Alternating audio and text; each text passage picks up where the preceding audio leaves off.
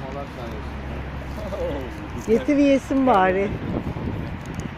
Getir buraya Besim tabağın yanına. Şurada. Yabana gitmiyor. Gönlü yüreği güzel insanlar.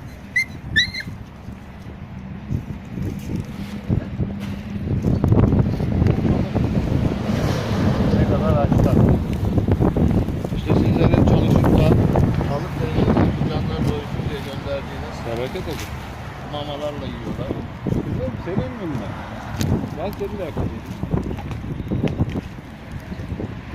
Biz bunları doyduklarını gördüğümüz zaman inanın çok mutlu oluyoruz.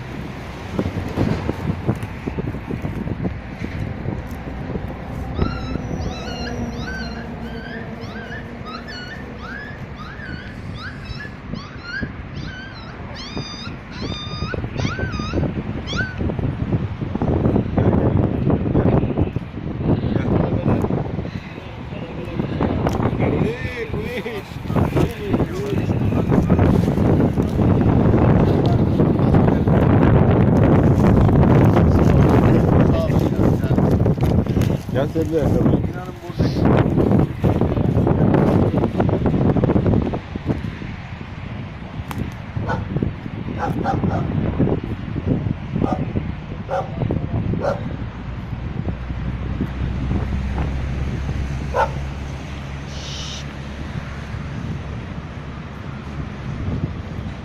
Yapma.